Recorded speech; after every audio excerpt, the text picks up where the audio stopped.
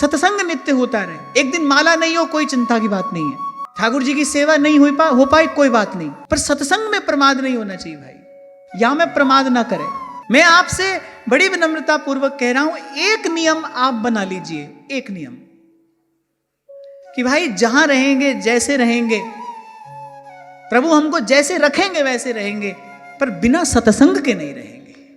5 minute 10 minute संत की वाणी का श्रवण करिए। श्रवण ना कर सकें तो किसी सदग्रंथ का स्वाध्याय करिए। मानस पढ़ो तो इसी भाव से पढ़ो कि गोस्वामी जी के चरणों में बैठा हूं। संत की वाणी का कुछ चिंतन आप करो इसी भाव से, भाई संत के चरणों में बैठे हैं।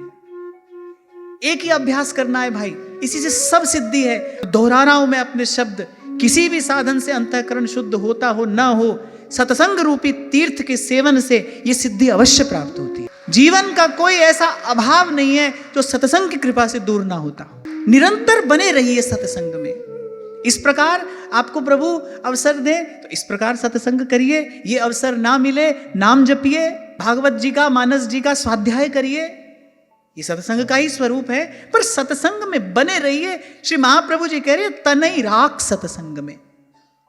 जब जेठ का महीना आता है ना, तो बगीचा को 2 बार 3 बार सींचना पड़ता है ना, नहीं तो भूमि जब बहुत शुष्क हो जाती है तो आप देखे होंगे दरार पड़ जाती है उसमें। तो जब ताप अधिक हो तो बार बार सिंचन करना पड़ता है।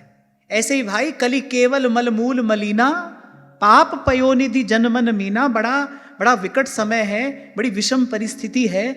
अब तो भाई हवा में विकार घुला है ना, अन्न जल सब दूषित है। ऐसे समय में अगर किसी को भजन करना है तो फिर तो उसको भाई सत्संग के जल से सिंचन बार बार करते रहना पड़ेगा। तभी भूमि जो है वो भजन के, हृदय की जो भूमि है वो भजन के योग्य रहेगी, नहीं तो मन शुष्क हो जाएगा।